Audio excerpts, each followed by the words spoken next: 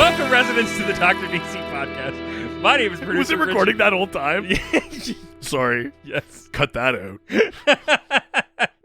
My name is producer Richard, and across from me is the doctor himself. Hello. Yeah, I don't know if you can tell the difference now. The doctor is happy. Yep. Because I'm happy. And by that, I mean I on don't have backup morphine. singers. Yeah, I am on morphine.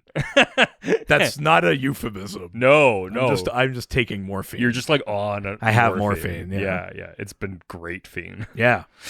I could give me morphine. Yeah. give me more. That's also give what me I said morphine. when Boy Meets World ended. Oh, yeah. It's like, give me morphine. Fiend-y. Yeah. Yeah, give me morphine. Yeah. Update for those of you who expressed concern for me after last week's episode. Can you please walk into the hospital and go, Fiend, morphine? Yeah, they might cut me off, and I can't have that. I feel too good. Yeah. Yeah, you came in singing and dancing into my house, and I don't like it. I got energy, baby. I know. I came in singing, dancing, and slinging truth. Yeah. There's too much going on. Woo! Yeah, I'm not putting all of that on the beginning of this episode. No. Whatever. Nobody in town listens. Kind of not the problem here, but yeah. Actually, that's not true. Too many people in town. Too important people. I mean, in town listen. that's the truth. Yeah. No. So update is that I still have an appointment I'm going to later in this week with my doctor. Yes. It's just, it's a family doctor. You got to wait to get in. It's that kind of shit. In the meantime, though, yesterday, I had a couple of bad coughing fits. Couple of bad coughing fits, the fucking understatement of a century. I was getting to it. I had a little pass out twice yesterday. You blacked out. And that was twice. after doing it on Ghost Facers the day before. Yeah, if you want to hear you pass out. I listened to that today, and just the lull. And they go, "Did you die?" And my response is, "I felt like I did." You know what's funny? I didn't cut that out. You cut a little bit, but I did cut a little bit. I was going to say that's too quick. Yeah. I did cut out a little because I was like, this is just too much dead air. Oh, you should have. I would have. You should have kept that. Or was it not dead air? Or was it you just going like, oh fuck? It's just me starting to just figure your affairs out. Yeah, you know where the will is. We made you sign it. That's true. That's true. I have seen it. Not cough related. Man, that really makes it sound bad. Yeah, I know. Yeah, I just recently signed your will. Yeah. Weird that you're dying now. At any rate, so I went back to the ER and once again pleaded my case that this happens every year and it lasts for months. 3 days, I've blacked out 3 times. I really highlighted that. Yeah. And I was like, I need this not to be a thing.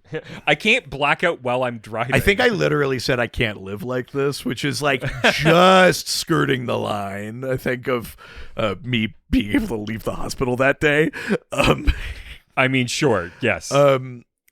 And finally, I made some progress. They did a couple of tests, little imaging, took some blood, stuff like that.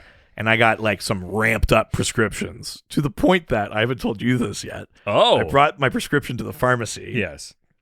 And the alarms went off. Well, no, yeah. The big winner. The lotto thing. Yeah. Well, winner, Ganyo. I'm currently on 4 drugs. Oh, okay. I'm on a steroid to loosen stuff up. Yeah. I'm on morphine to suppress the cough. And to have a great time. Woo! I have a ramped up puffer. Yeah. A puff daddy. A puff daddy, I think you would call it. Before I just had a ditty. Yeah. Now I've got a puff daddy. And then the fourth thing is an antibiotic because they're still not 100% sure if I don't have some sort of like bacterial infection. Post-viral thing. Sure, yeah. And I go to the pharmacy and drop off my prescription, and the pharmacist says, "Wow, you must be doing really poorly." Wow. And I said, "What?" And he's like, "They only give this antibiotic to people who are really bad." And I was my like, God. "Thank you." loudly announcing that. Like, That's when you put in your sunglasses and wink at the guy. Anyone looking at me can tell I'm not doing well. But like, Yeah, but also it's just like, all of man, you. bedside manner in this town needs like a serious review. Yes. I know you've had experience with that. It's not even my first experience with bad bedside manner in town. Well, let's just say I know somebody who said that they wanted to kill themselves, and a doctor said sometimes things don't get better, sometimes they get worse. I mean, that's fucked up. Yep. I mean, you know the other one, which was when my wife was having issues and they had to like put her under for something. Yeah. A doctor came over to me who was nervous and watching my wife getting anesthetized. And this doctor came over to me and said, Watch this. Don't. Yeah. I mean, essentially, he said, don't worry. This is propofol. It's the good stuff. It's propofol. That's the Michael Jackson drug. To which I had to turn to him and say, do you not know how that story ends? So fucked up. He propofol and didn't get back up. Yeah, he fell down. Oh yeah, where's my notes app? That's going to the stand up. Yeah, baby. At any rate, so I have all these new drugs. Today is the first day of me taking like the full course of all of it, And you are bubbling with I feel energy. great. I'm not cough free, No. but it takes a lot more to make me cough. And when I cough, it's like a couple of coughs, not like a string that makes me pass out. Oh, baby. And I'm feeling loose, and I was productive at work today, and I came in here and I told you exactly what I thought of you. And man, woo, woo, woo, woo. Well, now I have a mission for this episode. I feel fucking great right now.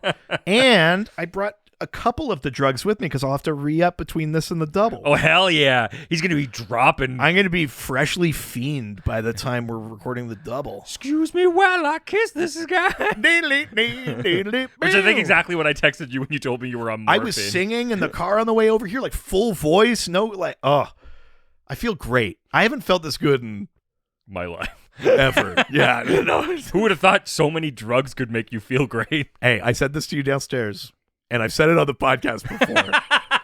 Drugs. Well, I've said it specifically about a drug, but now I'm opening it up. Drugs make you the best version of yourself without any downfall, and there's no side effects, and nothing to worry about, and not a warning label on a couple of the things I've got. Ugh, yeah, that's for pussies. Yeah. So at any rate, I feel good that like I'm making actual progress with the medical system. So now when I have my actual doctor's appointment, now there's a note on my file, and I'm getting new imaging kind of booked at that appointment and stuff like that. So I'm actually like, I feel good. I feel like I might actually find out what it is. Because here's the craziest part. I've had this for over a decade. I don't know what it is. No. Could be an allergy. Yep. Could be asthma. Could be bronchitis. Yep. Could be some combination. That's it could be different now than it was then. Yep. So you're going to meet with the doctor, and he's going to look over all of the lab work and then just tell you what it was. Well, they've already looked at some, like the stuff they did at the hospital. But then my doctor will also look at that. But then I'm also going to get like different stuff ordered and possibly go see a specialist and stuff. Look at the two of us getting diagnoses and medication. Here, I just a little button on this is that I was talking about like how I'm passing out, and that's pretty serious, and how I can't live like this, and that's pretty serious. But I had one thing in the pocket that I deemed at the time was better than saying I would kill myself. Which was saying I'm a professional podcaster. I was going to basically say like, this is my livelihood. I have to breathe.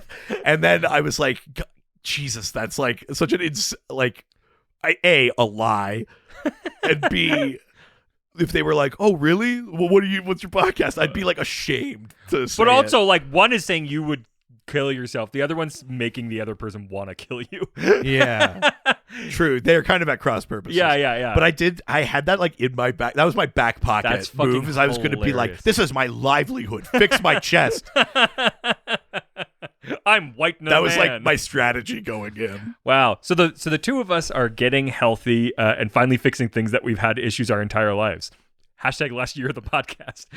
Yeah. This is what everyone was worried about with Adele and stuff like that when they start being happy. Yeah. What else do we have to talk about? God, your follow-up album is going to suck. Yeah, I didn't even get one album out. Yeah. You got a couple singles on a compilation. It's done. Yeah, they'll be like, whatever happened to him? And be like, follow-up's not as good. I'll be like, hey, what's the deal with rainbows? Hey, cram some more colors in there, will you, bud? I could use a few more. Yeah, that's not fun. Unless you're talking about adding colors that don't exist, and then your mind explodes because Just don't put any black or brown in there. Oh no! Then everyone would go like, oh, and I'd be like, they're sad colors. And then you'd hear me be like, sad colors, not a race thing. And it'd be like, he's back. He got canceled the saddest way possible. He was trying to be happy, and he came out racist. I mean, look, isn't that the way it always is? Yeah, that was what happened to Michael Richards. He was trying to be happy. Cool. Well, with that, do you have any personal updates? Because that's my big one. And I'm feeling like Sharon. This is good. Yeah, I've got OCD. Yes. I diagnosed. Yeah. Well, yeah, you were like, I have a new diagnosis, and you said it. My response was, yeah. But it is good to have an actual diagnosis. Yeah, for something. name one thing, including all of the hours of recorded podcast. Cool. Show me one time in the podcast where I've been particular about something.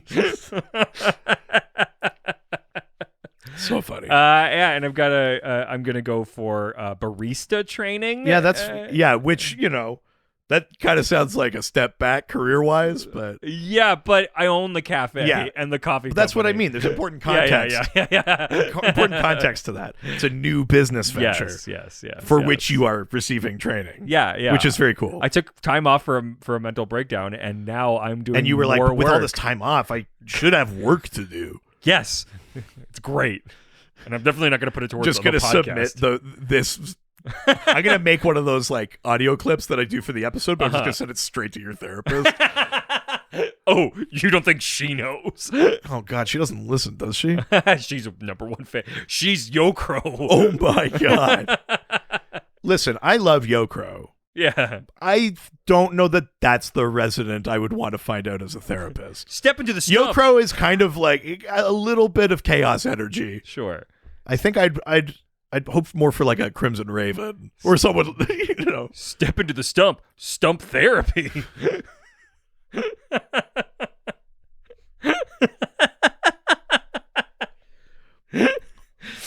Yeah. Clink, clink.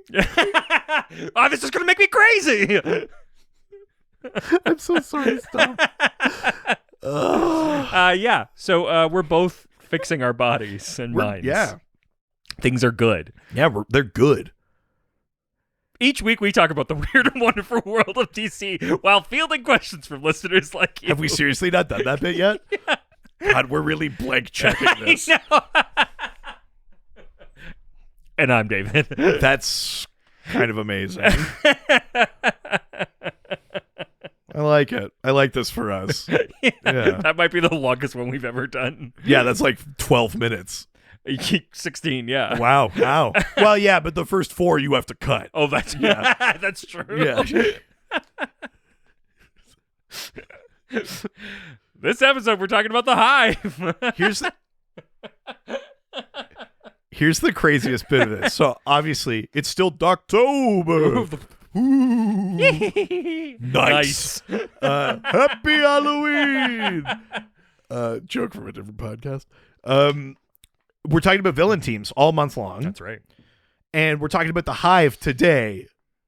I will say right off the hop, yeah, like 3 of the questions we have are basically the same. Okay. But I've kept them all in because we didn't get like a mountain of questions. We got like a reasonable number. Sure. And it was really funny to me to see that like nobody really knows or cares about the Hive. Yeah. Which I mean, like I picked it because I was like, yeah, there are other villain teams we could like bigger teams we could talk about. Yeah. But I was like, the Hive, we never talk about the Hive. And then it was funny to like get the questions in and be like, wow, nobody ever talks about the Hive. That's true. Yeah. This is gonna be kind of like a little bit of a weird one, I think, actually. Oh yeah, not already.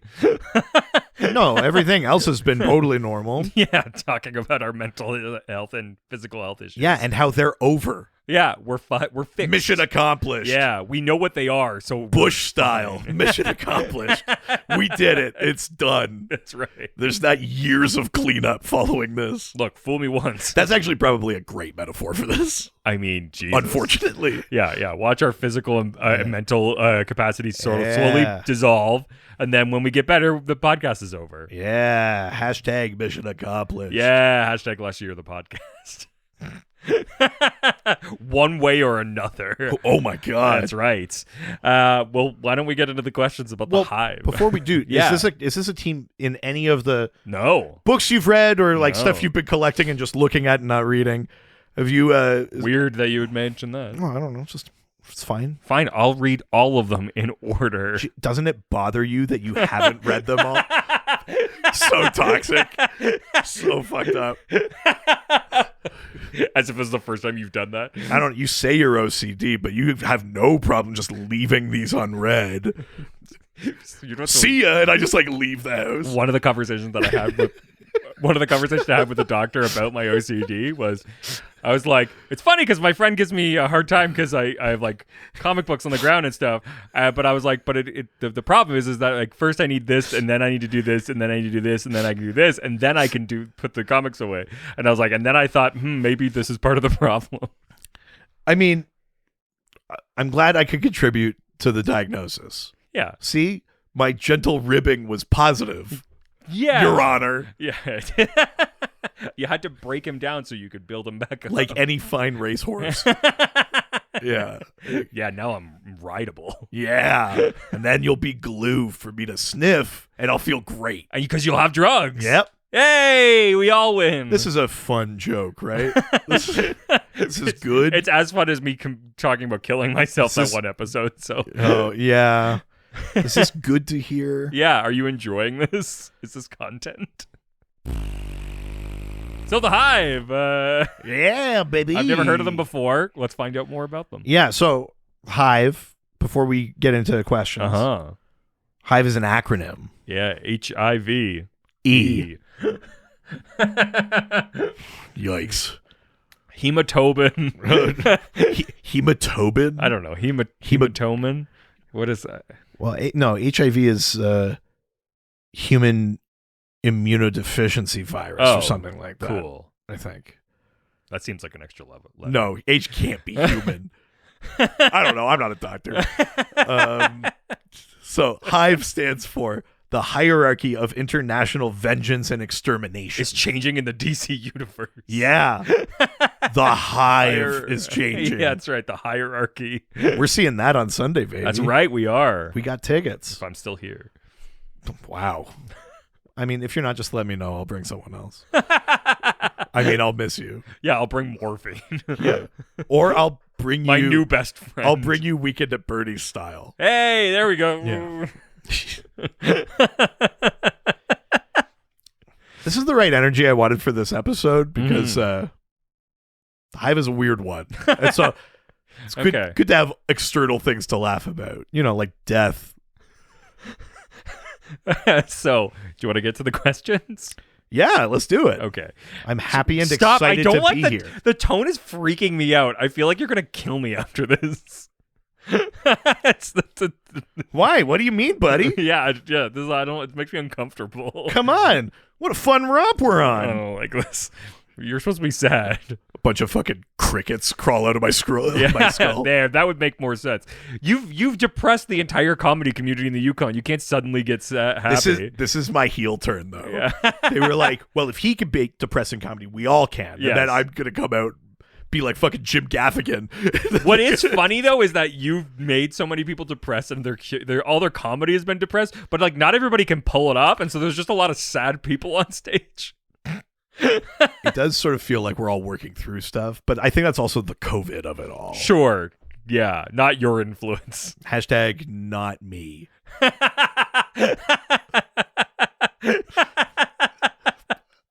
Not me too. All right, let's go to Facebook. Thinking of the thing from the Patreon last week. Oh. Or 2 weeks ago, I guess. Yeah, no, I know. Go do the face and the book. Go do the Facebook. Oh my God. First question comes from Kyle Sylvie. Kyle Sylvie. Shall answer this quiz. Yeah. He's so V. And All other right. people are no V at all. Stop. Kyle asks, what interpretation of this group do you like the most? So there's a few different versions of the Hive. And I think the big thing that like might surprise some people, especially if your context for the Hive is more like animation. Like the Teen Titans cartoon and Teen Titans Go both feature the Hive. Yeah. And if that's the thing that you think of most, it may kind of surprise you to learn that in the comics, it's actually a totally different team. Some of those characters have been implicated in the Hive, but we're actually talking about the Fearsome Five. Oh. So if you look at like Teen Titans Go, they have a group called the Hive Five, and it includes Gizmo, Jinx, Seymour, Suddenly Billy Seymour. Numerous, and Mammoth. And in the that's a rough counterpart to in the comics. There's the Fearsome Five, who are put together by Dr. Light, but it also includes Gizmo, Mammoth, Shimmer, Simon, characters like that. Okay. That team is not the Hive in the comics. Oh. Hive is more of like a secret society, like a secret organization. Like the one that Robin or goes into Oh, you mean like the League of Assassins? No, the the Court of Owls. Court of Owls. Or no, what's when he becomes a spy? Spiral. Yes, Spiral. So here's the thing. I think maybe the closest sort of Dick parallel Grayson, that's the one. for the original Hive organization as it first appeared in, I think, an issue of Superman or Action Comics. Okay. And then they kind of also migrated to Teen Titans because they were created by Wolfman and Perez. Okay. So anything they were working on, they'd work Hive into, basically. Okay. But the first organization is, as the name kind of implies, they're almost more like Spectre. Oh, okay. They're not even necessarily like Spiral is like a spy agency, and there's lots of like espionage agencies, and there's lots of like shadowy agencies in that. But Hive was like a sort of like a villain infrastructure thing. It wasn't strictly villain team ups. It wasn't like Lex Luthor and Ocean Master putting their resources together. It was like controlled by this Council of Seven. And we'd see people like leave the council and other people try and get in, but we never really saw who the Seven were. Yeah. But the big thing with them is that I think they were mostly like evil scientists and stuff like that. The thing that kind of brought Hive together is they all had kind of gripes with heroes. Sure. But they're more like a sort of umbrella organization. Like the thing with Spectre is that, yeah, there was like a counter espionage thing and a terrorism thing but like they weren't just like a spy agency. Sure. And they weren't just, they were just like kind of like an Illuminati kind of thing where they were like trying to govern global affairs and direct, geopolitics and topple a dictator here and do a thing there. Sure, yeah. They were doing that kind of shit, right? And I think Hive is closer to that, but with a sort of target on the backs of superheroes. So the original Hive was just like led by like people, and they had agents and stuff, and like supervillains would work for them or join in or stuff like that. But the actual organization itself was kind of this like, they were just like people. And again, it was about international vengeance and extermination. It was like they kind of had this like specific goal to like get Superman, get the Teen Titans. Oh, okay. Do that sort of thing. So would they like? They would just like. Would they hire bad guys or like supervillains? Yeah. They would. At one point, they hire Grant Wilson, Slade's son. Yeah. To take on the Teen Titans. And they give him like a surgery, because again, the mad science sort of thing of Hive. They give him this like experimental procedure that's supposed to make him like Slade. They'll like use the 100% of your brain kind of thing. But what they don't tell him is that it will like, it like accelerates like how fast he dies. Oh. Every time he uses enhanced abilities and that, it would increase him dying. And he sort of like burns his life out basically fighting the Teen Titans. Kind of like that Batman suit. Yeah, in a way. So like something similar to like that Hellbat thing. Yeah. maybe slightly less like scientific, Sure. but yes, that kind of idea. And Slade basically just sees that Grant is like reduced to death essentially by the Teen Titans, and that's the thing that kicks off what ends up being the Judas contract. Really? Is Slade is like, Grant had a contract for this. The Teen Titans will pay for what they did to my son. I'll take his contract And sleep with this teenager. Well, so Hive makes a few attempts to like learn the weaknesses of the Titans in that. And eventually Slade, through Terra, does. And the Judas contract happens. And Hive is sort of in the background of all of that as this organization that Slade is like, I'm going to clear Grant's contract with this group. So that's like the first Hive is kind of like that. Yeah. So there's that version. There's the Fearsome Five, kind of like just a group of supervillains opposite the Teen Titans that we get kind of in animation and things like that. That's more like the Fearsome Five in the comics. But there's also a version of Hive that is technically, I think, the same organization. It just gets taken over. But there's this alien, like, kind of bee queen. What? Named Queen Zazala that comes from a different planet that has she has kind of like what was that movie with the space bees? Jupiter Ascending. Is that what that is? She has vague Jupiter Ascending powers where she can like control bees, but she also has kind of like mind control ability, and she also has like an army of like drone like alien soldiers and stuff like that. Okay. So for a bit, the Hive organization is taken over by Queen Zazala and her bee-themed bullshit. And then it's sort of like not at all the same kind of mandate, I guess, as the original Hive. They were just like, the name feels like a bee thing, and so let's make it that. Totally. And then in the New 52, they do an even like weirder piece where Queen Bee or Queen Zazala or whatever they call her, or just they call her the Hive Queen, maybe, that she is like an acolyte of Brainiac. And so then like everything they're doing is to like prep the world for Brainiac's arrival. Oh, okay. And Hive actually stands for some sort of bullshit like social media thing. Oh, holistic integration for viral equality or something. That feels like something I would sell. And there's some sort of like tech component that we're trying to like prep for Brainiac to collect sort of idea. So there's like a few versions of Hive in there.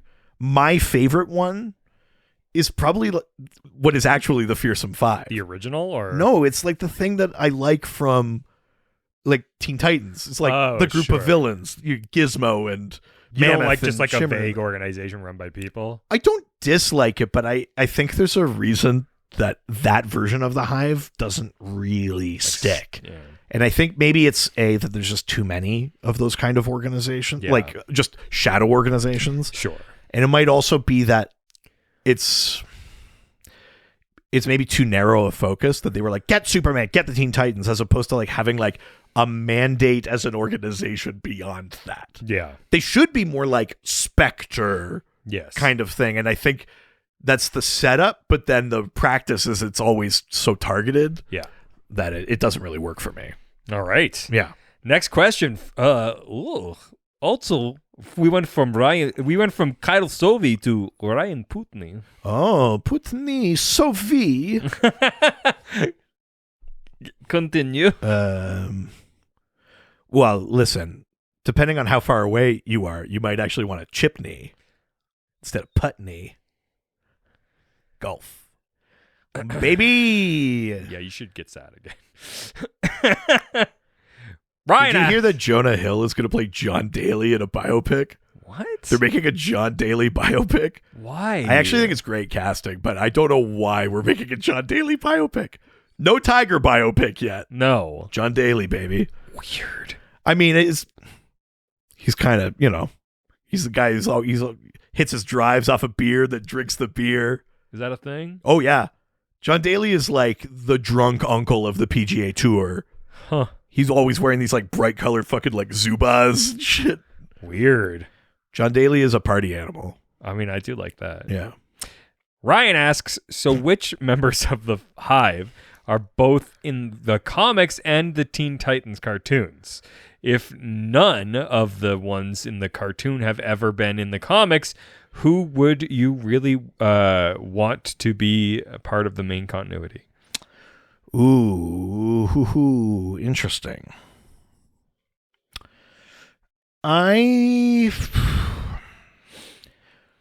There was an element of one of the Hive incarnations wherein Slade's wife, Adeline, is kind of on like the ruling council or whatever. And I do kind of like the idea of like either deliberately or just by circumstance, both Adeline and Slade have this kind of like Mr. and Mrs. Smith thing where they're like kind of working against each other. She hates him. Yeah, they're both implicated in that world. Kind of like I kind of dig that, but that's not. I don't think that has any translation to any of the other versions. I think of anyone that offhand, I can't think of a character that is very obviously crossed over. But I think if I'd want one, I think it would be Gizmo, who's a character we haven't talked a ton about. Sorry, I'm just going to pull up his name because I always forget it. Oh, yeah. His name is Micronogenius. Jesus. Spelt differently, but sure. He's a very diminutive fellow. Sure. And a genius. So, Micron. His name is Micronogenius. Is he Irish? No, I don't think. Not like, oh, genius. Yeah, no.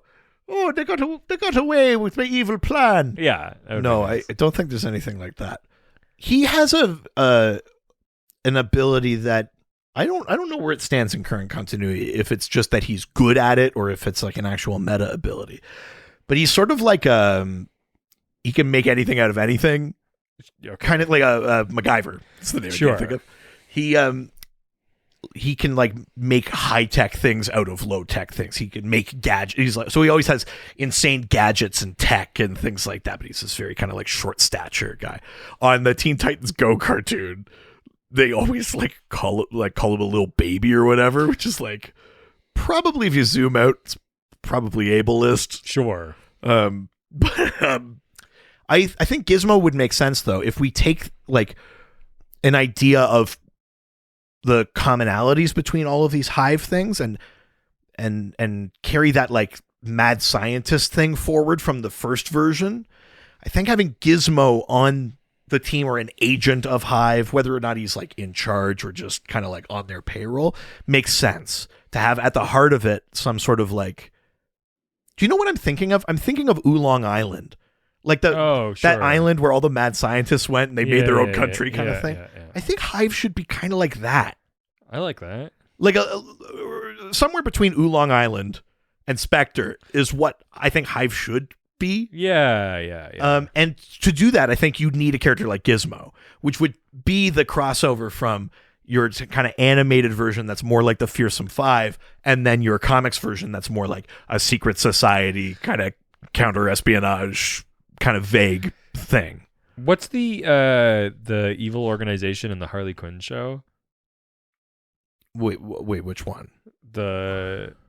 Where Harley's trying to get the Legion of Doom? Legion of Doom. I kind of like the way that they do Legion of Doom in that show because it's like it's more of like a framework for villains and they can like go there and like use things and yeah, and you know, if you think back a couple of weeks when we were talking about the Injustice League, that's kind of like what the secret society sort of is. It's like we just want to do crimes and we're helping each other. You know? But also that's like, what you get from a framework for like doing bad, right? Like there's like equipment there and like we're proposing like a some sort of like villain co-op. Yeah, co-op. That's what it is. Yeah. Like a knowledge share. Yeah, exactly. Yeah. A skill share. That's the word. Knowledge share. Yeah. Jesus. I used all my good ideas at work today. Good, I guess. That benefits me. Not your energy, unfortunately. Woo! No, I could go all night. Oh. It's surprisingly not a thing anyone wants. I could go all night to get with you. Boo, no. Great great song. Celine, baby. All right. Did I answer that? Yes. Yeah. Should I just like list some people who have been members of these teams? Unless that's a question that's coming up, but sure. Is it? I don't think so. So we talked about Gizmo. Yeah. There's yeah, do that. Yeah, if we talk about the Fearsome Five kind of angle, there's Jinx, who believe it or not in the comics like does not have the powers you'd think she has. Oh. Jinx in the comics just has kind of like vague like kinetic powers, like psychokinesis, like telekinesis kind of things. And sure, yeah. Can shoot energy beams and stuff. Jinx in the show has powers that make you think more like the name Jinx, which is like probability manipulation. Yeah, Jinx in the comics just has kind of like telekinesis powers and like energy shooting powers, but Jinx in the cartoons has like probability manipulation, like a Jinx. Oh, sure. Yeah. We could make something happen by accident, like a reverse domino. Like if you're thinking of the character from Deadpool. Yeah. Instead of having good luck, Jinx can induce bad luck. Yes. And I kind of like that power set from the cartoons. That's cool. Better. But if you could, it would be best case scenario is you take that power set and then you would unwhitewash the character, because in the comics the character is from like South Asia. Like she only spoke like Hindu or Urdu or something. Oh wow! Until she's like psychically given the ability to speak English. Oh okay. But then they kind of like super whitewash the character in the cartoons, which is weird. But so somewhere in between there is kind of the perfect version of Jinx. You get Mammoth, who's love it, super strong brute, basically. His sister is Shimmer, who has a sort of transmutation ability, but unlike Firestorm or Captain Atom or some other characters that could do that stuff, hers is like temporary. She can only like change the state of matter or alter its form for a short window. Sure, okay, kind of thing, and then it turns back, I think. Yeah. So Shimmer is in there. On the show, they created the character Billy Numerous, who's essentially like Multiplex. And then there's Seymour, who's essentially like Cyclops. Oh, with like a beam kind of thing. Yeah. They make those characters up on the show. They're not in the... Oh, okay. But Dr. Light's been on that team. If you think of H.I.V.E. itself, then there's obviously Queen Zazula and stuff like that. If you think of people that have been contracted by H.I.V.E., it goes as far as, Deathstroke, Grant Wilson, obviously, as the first Ravager. There's Dr. Psycho's on the New 52 one, I think. I think there's like a random Wonder Woman villain on the original one. Like a deep cut kind of like Silver Age one that we don't... I'm like, you're talking about Wonder Woman villains, right? Like, I know. I'm gonna need to get to say that is. Professor Torgo. Jesus. Whatever. Like, yeah. So those are kind of like the more or less the extent of like the named characters sort of implicated by the team. Because and again, I think this comes back to maybe why the H.I.V.E. isn't that popular a subject to talk about, is for the most part, you don't see who the Council of Seven or whatever are. And everyone else is like, I'm a scientist. My name is like Wilmer Smithson. You'll never see me again. Sure, like it's shit like that where it's like, well, you're not going to stick around. No. Yeah. Wow. All right. Well, with that, let's leave Facebook and head on over to Twitter. Twitter. First question comes from Truth, Justice, and Hope, who asks, other than that she has great hair and coincidentally looks like Lady Quark's daughter from Crisis on Infinite Earths, what was the story with the lady in charge? Right. So the picture that I put up when I solicited questions has this person who's like wearing purple and she has white hair. She does look a lot like Lady Quark, which is a story for another day. She is not Lady Quark. Okay. I can't remember if they ever reveal her name or not. I think she's mostly referred to as the Hive Mistress or the Queen Mistress or something like that. And essentially she is like literally the mistress of the person in charge of the Hive, except then she eventually takes it over. Oh. That's kind of it. Oh. There's not much more to it than that. Other than, and I'm speaking out of turn here because I don't know what was actually going through creators' minds. Yeah. But other than her taking over, kind of sets the stage for like female characters taking over the team, taking over the organization. Sure. Adeline Kane eventually takes it over. That's Deathstroke's wife, Adeline Wilson, if you will. Yeah. Takes it over. Queen Zazula takes it over. Like, I think it sets the stage for the idea that the Hive is run by a queen bee, as opposed to the in the further bee theming of the organization. I think that first thing of the Hive mistress or whatever they called her taking over sets the stage for like there should be a queen at the top and then the drones at the So even if everything else about the organization changes, there's this like very clear metaphor of bees that like is either very literal when we're talking about Queen Zazula or a little more abstract when we're just talking about the idea of the Hive, and that there's these kind of like, I think the other thing with the Hive too is that you could have like, I don't know if they fully explored this. I haven't like read every issue that the Hive is in, but if we're talking about a version that we think would work, I've already pitched somewhere between Spectre and Oolong Island. But I think the other thing is that sort of like decentralized kind of like cell thing. Yeah. I hate to invoke it, but like the thing that like terror groups do. Wow. Where it's like technically there is a leader, right? But also like none of them know all the plans of the other parts. So if they get captured, they can't rat, you know, like I think if you're thinking of a honeycomb, and I'm sorry to anyone who has, I can't remember the word of it, like tryptophobia, which is a fear of holes and patterns. But if you think of the idea of the honeycomb, that would be an interesting core feature of Hive if I were writing it. Yeah. Would be that kind of like the cell thing. You can't take the whole organization down if any one kind of group gets captured or stopped or whatever. Wow. Yeah. All right. Well, let's go to the next question from our favorite religious representative, Chris Chan, who asks, how come they weren't victims of the royal flush during Event Leviathan? Right. So in Event Leviathan, the Leviathan is on this kind of rant. He basically drags all of DC's like secret organizations and like espionage groups into the light. He essentially like pulls back the cover on all of them. He kind of disrupts or destroys a bunch, and he actually like folds a bunch of them together into his group, also called Leviathan. Wow. So that includes Task Force X, the Department of Extranormal Operations, Spiral, you name it.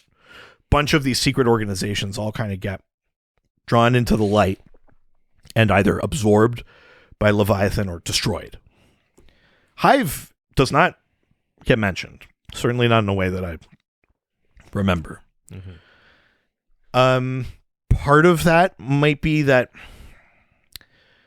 the Event Leviathan stuff was happening post Rebirth, and we're still kind of in this up in the air thing about like, what is that for canon? You know, we're bringing some stuff back and restoring some things, but we were still pre like the death metal, everything happened thing. There was kind of this question, and it's the thing that canon always is, which is to like just wait until they tell you. But until they tell you, it's kind of a haze. Yeah. And so I think that was part of it. And so the most recent version of Hive we would have seen, I think, would have been the New 52 one with the Queen, the Hive Queen, who, I was going to say Queen Bee, but the Hive Queen who was like the Brainiac acolyte. Yeah. There may have been, I can't remember the order of events. I don't know if the Hive shows up again, I think in like Red Hood Arsenal, but I can't remember if that's before or after Event Leviathan. At any rate, all of that to say, I think it was probably up in the air, like what version of Hive, if any, is out there right now, and how active are they? And I think Hive is like relatively conclusively dealt with. Oh, okay. In the New 52, as much as anything is relatively. So they haven't really come back since then. Not in a meaningful way. So again, they're in Red Hood Arsenal, and I think they're mentioned in a couple other spots, but not like main continuity. No, I think part of it too is that like that idea of the Hive as the big international organization wasn't really true at that time. That's like the Wolfman Perez like original conceit of it. Sure. That group definitely would have been implicated in Event Leviathan, but I think because of the weird continuity position of everything, that might not have been either on the table or a thing they thought about, because Hive hadn't been used that way for a very long time. Wow. Okay, yeah, so they just like weren't really relevant. So I think Hive is like technically around during Infinite Crisis and that, but like kind of in the back, Sure, you know? yeah. They hadn't been prominent in a big way for a long time. So I think that's probably the bigger reason why they're not in Event Leviathan than anything. They just weren't active. They just weren't active, that version of it. Sure. But you're right to call it out, I think, Chris, because the first version, the Wolfman Perez one, is 100% that kind of organization. Like the kind of like the shadowy, manipulative ends, go after this thing. It might also be a thing where it's like they're not strictly speaking espionage related, which was kind of also more the target of Event Leviathan. But I would. Because like Event Leviathan didn't also go after, at least I don't believe, didn't go after like Court of Owls or, like it wasn't like targeting any organization with any secret. Yeah. It was like pretty like espionage focused. It was about like pulling back the curtain on how legitimate governments and organizations deal in the shadows. Mm-hmm. So I think Hive maybe would have avoided that anyway. But yeah, it's a good question. It's a good idea. Yeah. All right. Let's leave Twitter and head on over to Instagram. Now we're going to Instagram, take some questions and answer them. Jesus Christ, you're so fucking animated. Morphine. Morphine. Morphine. My morphine. Never gonna stop. Get it up. Wow. First and only question. Don't send this to my doctor. He's only done it for a day. Yeah. From the Multi Sanchez, who asks, how different is Hive in Teen Titans, the cartoon, from Hive in the comics? Is there a Teen Titans Go version? Yes, and yes. That's not the way you answer those questions. Okay.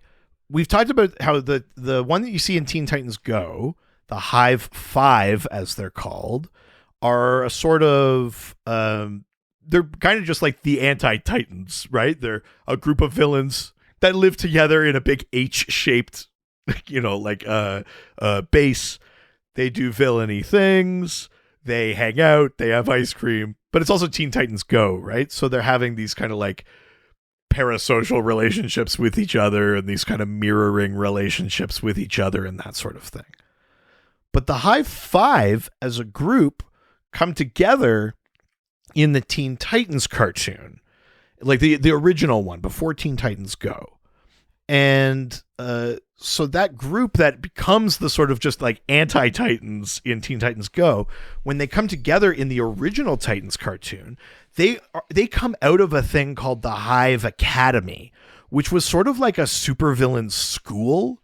That was sounds like a cool idea. That was part of that series. And at the end of it, those five get together and call themselves the H.I.V.E. So in that weird way where Teen Titans Go is both a sequel and a reflection of the original show, the H.I.V.E get together in that show, but we just see them as the H.I.V.E in Teen Titans Go, where we take this idea that Hive was like training supervillains, which is great evil organization shit. Yeah. Love that sort of thing. Yeah.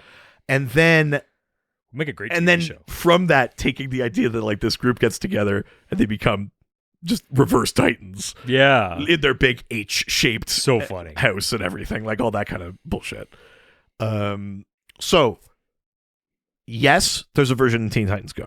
Yes, there's a version in Teen Titans, and it's slightly different because it has this added like training thing, which is awesome. I like that in the way that I like how Titans has morphed into an academy as well. There's like Teen Titan Academy. They train the next generation of heroes. I think that's awesome and a really cool idea. And then, of course, all those characters that end up in the H.I.V.E, as mentioned, are really more like analogs to the Fearsome Five in comics. Mm-hmm. And neither of those hives really look too much like the Hive of comics. I think other than see, now I'm stretching my memory. I can't remember if in the Teen Titans cartoon, if Slade and Hive had a connection the way they do in the comics, where Slade takes up Grant's contract for them or something like that. Yeah. That's the piece I don't remember, but I think otherwise they're essentially separate entities. Slade. So good. Mind manipulation. I'm starting to understand why the Hive isn't really used anymore. Yeah. I thought it'd be fun, and then even I was like, I was doing some rereading, and I was like, oh god, this is a boring team. Even I was like, I don't like this. So it's like, yeah. Well, I in no way, what I was saying off the top, I'm not blaming you guys. These are exactly the only questions to ask about this group. Yes. Well, let's see how good of a mood and how creative you're feeling, because we're leaving Instagram and heading it over to the Doc Squad. Oh, I never meant to be. No, I've done that song before. Yeah, we definitely have. She's my Doc Squad pie. Wow. Doc's another scored. What a sweet surprise. Scored so good, make a Doc's man cry. Sweet and Doc Squad pie. Oh, yeah.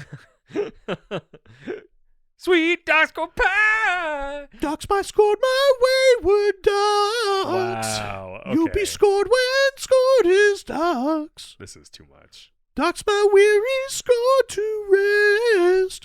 Don't Doc score no more.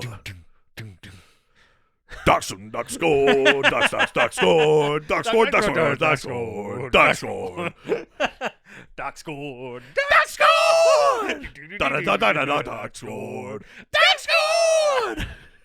Doc score, Doc score, Doc score, Doc. Doc scored, Docs, Doc scored, Doc scored, Doc scored, Docs, Doc scored, Doc scored, Doc scored, Doc scored, Doc scored. I'm replacing every word now. Okay, remember when you used to try to like make it about the Doc scored? No. Now it's just all words are Doc. But did you hear the range I had with no cough? Yes. I am drugs. Not better. I'm pretty sure we said the same thing. I'm beyond better. I am drugs. I've transcended your better. There is no better. There is only drugs. Drifted beyond time and memory. I am drugs. I am become earth. I am become drugs. Destroyer of coughs. Oh, man. Maybe this combination is activating my meta power of being normal. Yeah. No. And happy. No. All right. First question from the Doc Score comes from But Fart. But who asks, have there been any cool redemption arcs for any of the members of Hive? If we, well, I mean, here, is he a member of Hive? No. We talk a lot about Deathstroke and how there's a real challenge with that character. I mean, should that character be entirely defined by what one creative team did in one story one time? You know, I mean, if it's in continuity, yes, people shouldn't forget about it. But what I mean is, like, did they kind of maybe ruin a cool character a little bit? It's like, yes, I think that's also true. However, all of that aside, the thing with Deathstroke is there has been, especially since the New 52 era, there's been this kind of concerted effort by a lot of creators to like see the other side of Deathstroke. Deathstroke always had a motivation, and I feel like there was some point along the way the wires got crossed and people were like, having a motivation means you're good. It means you're right. You know what I mean? Like, you can't have a motivation and be bad. Yeah. You know, like, somewhere if you think you're right, you're probably are. Then you are. Yeah. You did it. Yeah. Somewhere along the way, that got confused, I think. Because a lot of, like, Deathstroke's had multiple solo series since that time. Okay. And they're always about, you know, but I have a code. And, you know, yeah, I'm a mercenary, but I don't stand by while, you know, countries bulldoze kids' schools and stuff like sure, fine, you know. And I'm not against characters being redeemed, but I am against every character being redeemed. Well, yeah. And I feel like we've talked about this recently. I feel like Deathstroke doesn't need it. Now, right now, Dark Crisis has added in this weird extra layer where Deathstroke's also like slightly possessed right now. But what? That aside, I like that Deathstroke was just before that happened, just embracing the villain. Yeah. He's like, I am the villain, and god damn it, I'm the greatest villain. Hell yeah. And I'm going to fucking show them. And that I was into. So are there, quote, redemption arcs for Deathstroke? Yes. There's a bunch of attempts. Whether or not they're successful, I'll leave that for other people to judge. Sure. If we're talking about that kind of Fearsome Five style team, in the comics, it would just be the Fearsome Five. But I'm roping them in because I think when a lot of us are thinking of the Hive, we're thinking of them. Shimmer, the sister of Mammoth, Shimmer at one point like gave up being a crook. She went to go like live in the woods and meditate and stuff. Love it. Love that for her. Yeah, and I don't remember what the thing was that set it off. I don't know how much we want to call it redemption, because I don't think it's like she went out and made amends. She didn't have like a hero turn. She was just like, I'm out, and just stopped and just wanted to live quietly by herself. And as is the case with these things, there's always like one more job, or someone ropes you in and they go like, you don't get to quit or whatever. And she ends which in that, whatever that comeback or drag back was for her, which is sort of like, when you do that move, it kind of feels like, no, they got out. That was redemption. Like, sure, we're cutting redemption off at the knees a little bit by saying like, just stop doing bad things and you'll be redeemed. Yes. But Shimmer has essentially an arc like that. If you want to talk about the Hive in the cartoons, Jinx has a sort of weird kind of face heel turn thing where, I mean, first of all, it's Teen Titans Go. Cyborg and Jinx have like a romance. So sometimes Cyborg hangs out at the Hive house. And sometimes Jinx hangs out at the Titans house.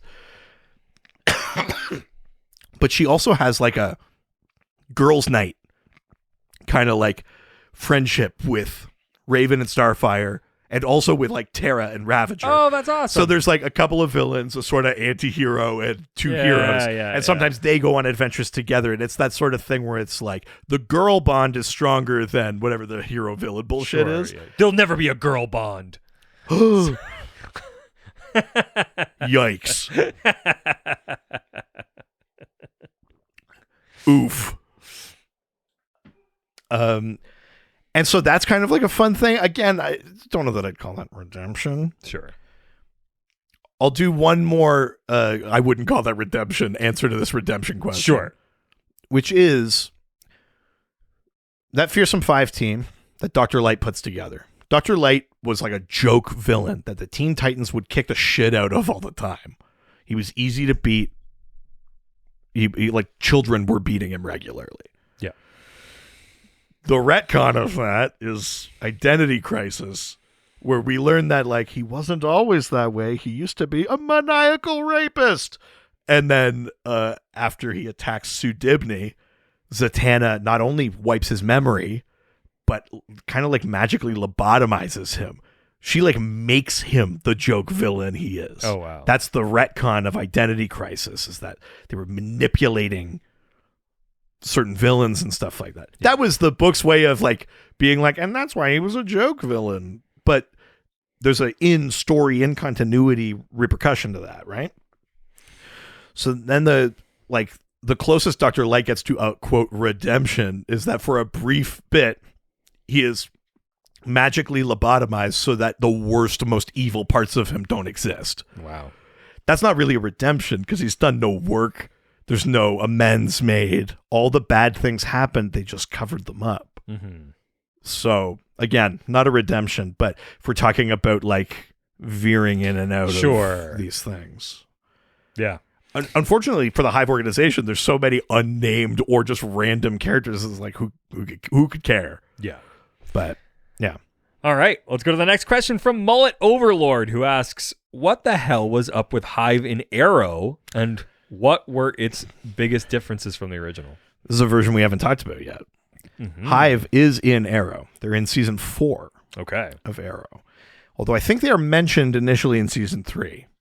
Hive in Arrow is actually like a splinter group from the League of Shadows or League of Assassins, or what, I can't remember what they called them on Arrow. Sure.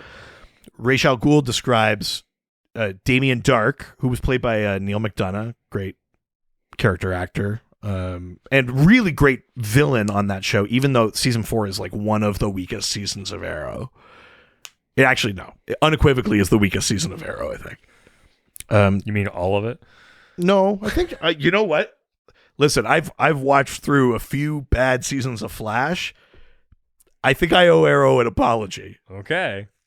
Because Arrow knew what it was. Sure. Flash found out what it was. Flash fell off. Yeah. You know, like the worst season of Arrow is better than the worst season of Flash. Flash has a higher height, but also a lower depth. Okay. All right. Okay. At any rate, that's a different discussion. So Damien Dark, when he leaves the League of Assassins, it's described that he has like a hive of followers. But Hive is his group. They're essentially like a splinter faction. And their whole thing, well, Damien has magic. Like that's the whole thing in season 4 is it was like Green Arrow versus magic. They brought in Constantine for an episode. There's a few different things that happened that season. Their whole goal there was to launch all the nukes. Great. Nice. And then like start a new, better society from the ruin of the old one. Of course. They are stopped. Arrow kills Dark, although he comes back, but Arrow kills Dark. And they stop all the nukes except for one that hits a random town. And only one person survives. And then we learn that that's Ragman in the next season. He's the only survivor of that town. So again, Hive has very little to do with any sort of comic version. It actually has even less to do with the like popular cartoon version. It's just the name they ascribe to this like splinter group of the League of Assassins. Sure. In that way where they're like, we need to use a thing, but the thing is too stupid to use. Yeah. So we'll just call it that and otherwise gut it. Sure. So Hive on Arrow is not really Hive at all, I would argue. Okay. Other than that just being the name. And they don't really, well, I shouldn't say that. I think you see, quote, Hive members in like Legends of Tomorrow and stuff like that when they like, you see them trying to buy a nuke in like the 70s or some shit. And, Damien Dark is there and he obviously has an organization, so they must be Hive. But we know they never really go like, the Hive, like, we got to get the Hive. Mm-hmm. It's always like dark. It's about him. They're essentially, the Hive is just like a glorified term for Dark's lackeys. Oh, okay. Basically. All right. Well, with that, we'll go to the last question from Crimson Raven, who asks, could Hive be used in the DC films as a villainous organization like Hydra or the Ten Rings was used in Marvel? Seems like they have members that are more recognizable to casual fans than other organizations. I mean, the recognizable ones aren't Hive in the comics. Sure, yeah. You can do it because why not? At this point, they're more recognizable that way. Just call them Hive. Like Fearsome 5 is sort of a dumb name for a team anyway. Call them Hive. Yeah. You know what I like? Do whatever you want. But I want to throw this over to you. Mm-hmm. We've talked around a couple of different ideas and versions and some characters in that. Sure. If they were going to bring a Hive organization into the DCEU, what sort of space would you want them to occupy? What would you want to see out of an organization like that?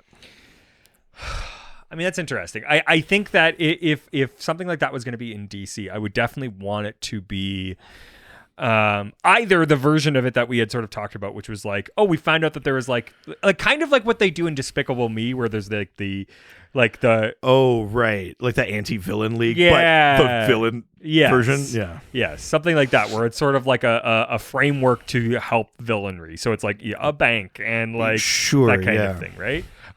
Or I would want it to be sort of like a private, like evil organization that is sort of like hiring bad guys to do stuff, but them themselves are sort of like anonymous, like sort of evildoers. Yeah, I think you're onto something there too. I mean, I know I've had a lot of ideas about it thus far in this episode already.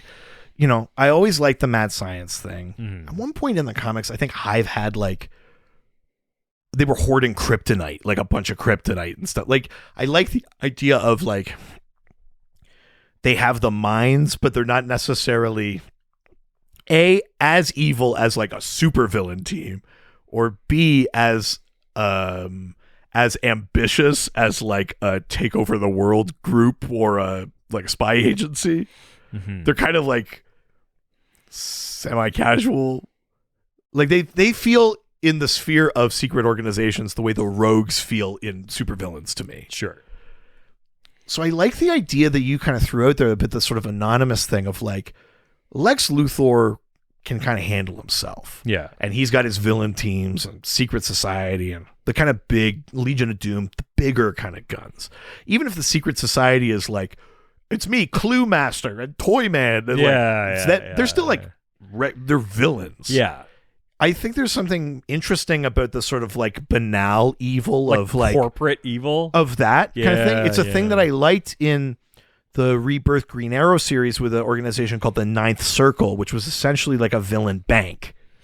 Yeah. But there's no reason that the villain, that you can't put these ideas together. If we're talking about that honeycombed thing about like no one thing can take the whole thing down, why can't the Ninth Circle be a cell of Hive?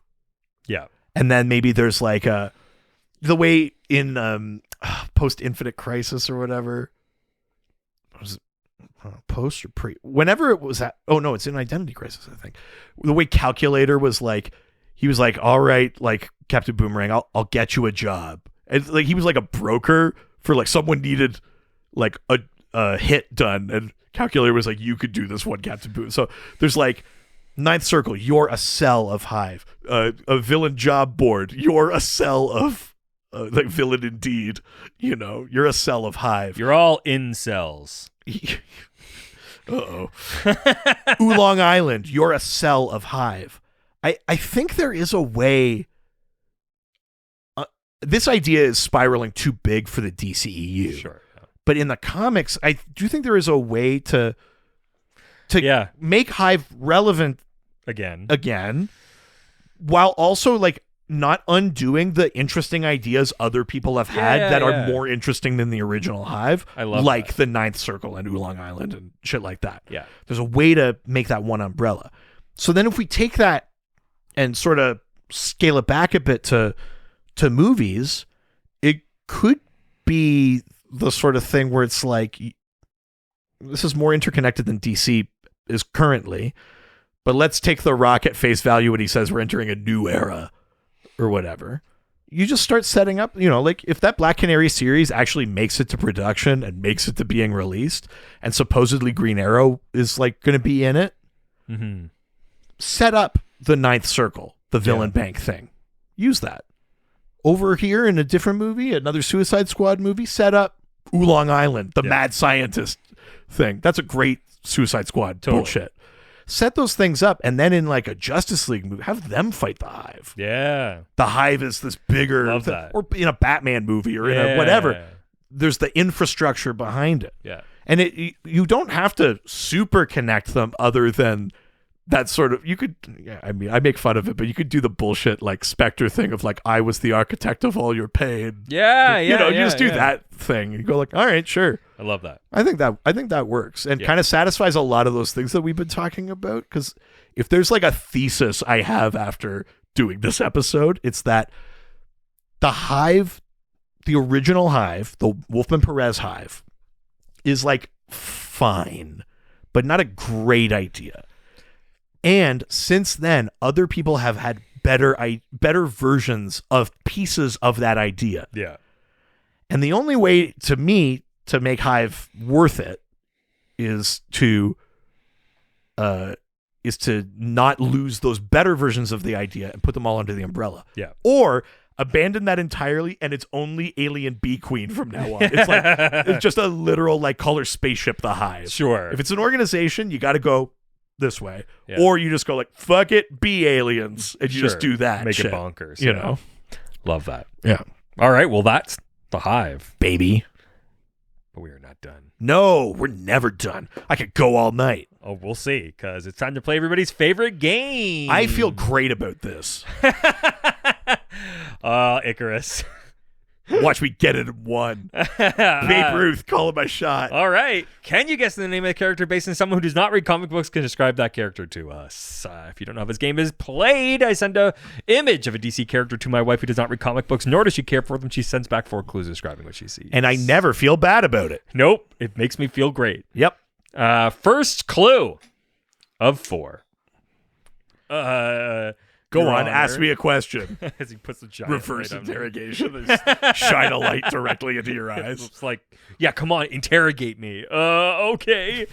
Ooh. First clue. Such a cutie.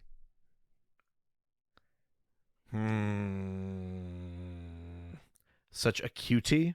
You really emphasized Q there. QAnon. Oh my God. Got it right. Got it in one. Babe Ruth, baby. Such a cutie. Mm-hmm. Is it Gizmo? No. Is it like a quiz master? Like No. Yeah. Give me another clue. Okay. Second clue. Weapon is a portable fire hydrant chain gun. A portable fire hydrant chain gun. Mm-hmm. KG Beast. No. Huh. Weird. Give me another clue. Third clue. Hulk with a purple hood and leggings. I mean, you had me at Hulk in a purple cloak and leggings. I didn't say a She-Hulk. Fine. Twerking. So like a green skin lady? Or maybe not a lady. And are they just massive or are they massive and green? Man, this is the fun part about this game. These clues could be so many different I things. don't stop being positive. Mammoth. No. Blockbuster. No. Cutie.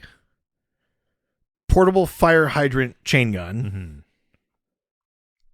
Mm-hmm. Purple cloak. Hood and leggings. Purple hood and leggings. It's not Darla like one of the Shazamily. You know, just gotta.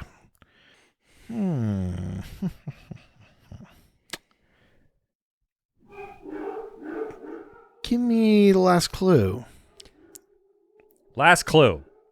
There's actually 2, and both of them are very helpful. But Okay. I'll go with the slightly more helpful one. Sure.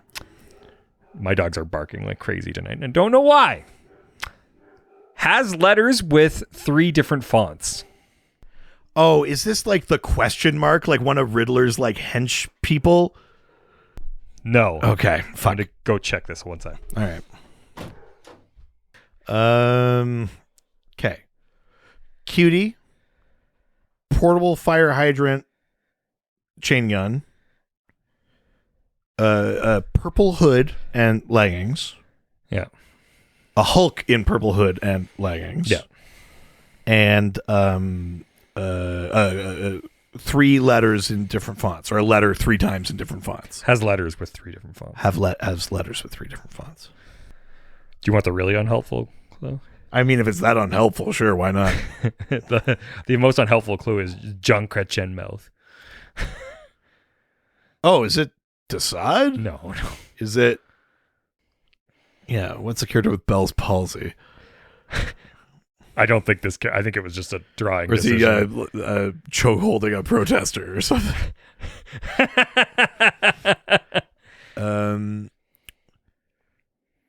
Interesting. This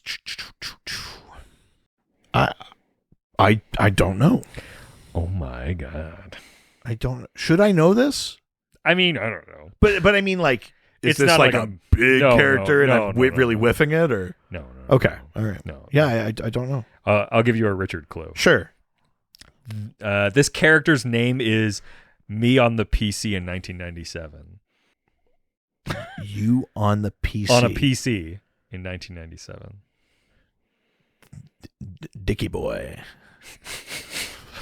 No. I was trying to think of like what would your name be in a chat room? No, wrong thing you're taking from it. Oh, sorry. Like a gaming PC. Oh yeah, okay. Oops. Toy Master? No. Toy Man? No. You're like, pedophile? Yeah, Mr. Diddles. Easy Prey. Do you want the image? It's not like, okay, who's a computer? It's not our hacker, is it? No. Kilgore? No. Yeah, I don't know. Just give me the, who the fuck are you? Oh, fuck. Shit. Oh.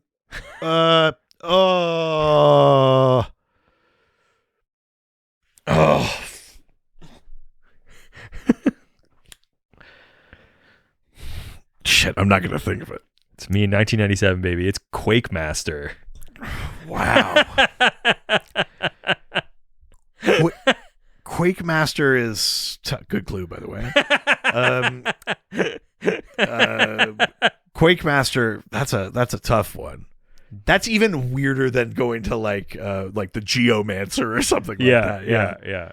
Quake Master. Yeah, well, there's his weapon Portable fire hydrant. Looks like railgun. it. Yeah. Looks like it. Yeah. Great clues. Yeah. I really like the Junker chin mouth. Yeah. This is what I like about this game, baby. Hey, you win some, you lose I some. don't like him good losing. That you really win some, you lose some. The point is to have fun. yuck. Well, if any of you residents were able to guess Quake Master, you can. And I bet you were. You guys are great. Oh my god! Now you're just being disingenuous. You don't have those feelings about. Or me. am I? Or I'll never tell. Do you want to send a question for next week's episode? Yeah, as decided by our Golden Age patrons, next week's episode Is the Female Furies. Whoa! Hey. Yeah, remember that's just with one R. Very important.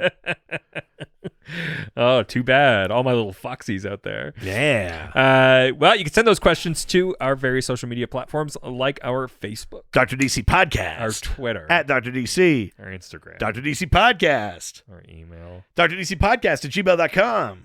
Got a subreddit. r/Dr_DC. Doc phone. 208-917-3238. We're on TikTok. 208-917-DCEU if you're nasty. On TikTok, we're at Dr. DC. Musical guest. Got a website. Yeah, drdcpodcast.com.ca. You can give us a 5-star review. We love them. We'll read them on the Baby, and next month we're gonna start recording those Lord of the Rings that you're owed, baby. Oh God, yeah. Once the Rings of Power are done, basically. Rings of Power is done. Oh, yeah. So that means everything will be open for questions. We can talk about differences. Wow. We can do a little compare control. Yeah, we can talk about why the Tolkien estate hates the Silmarillion. I mean, also, the Tolkien estate, I think, does not enjoy the fact that like different mediums have different needs. Yes. Also, you can send us some physical mail. Yeah, 301 Hogue Street, Hoge Street in Whitehorse, Yukon, Canada, Y1A 1V8. You can send that to either Richard Eden or Reed Vanier. Got a Patreon. Yeah, patreon.com/DrDC. Got a few different levels as low as $1, and they give you access to the Doc Squad, our awesome fan community, and the higher levels you get bonus episodes, theme pools, extra stuff, all that helps to support us. Speaking of us, we have another podcast. Ghostfacers, the Supernatural Rewatch. I hate this. We're going through every single episode of the CW Supernatural. We're talking about real-world monster lore. We talk about behind-the-scenes stuff about the show. We thirst for Dean. It's really good and not weird the way I said it. Yeah, no, not at all. Yeah. No, every review we get is like, you guys are crazy. Yeah. Yeah. Hey, listen, sometimes you just got to open wide and swallow that content. All that demon. Oh, God, when we get there. I choke on all of the demon in my mouth. Yeah, good Lord. All right. That's it for this week. Adios. Heroes, they always fight for what is right. Live with danger and adventure, they are men of might. This was a Brain Freeze podcast.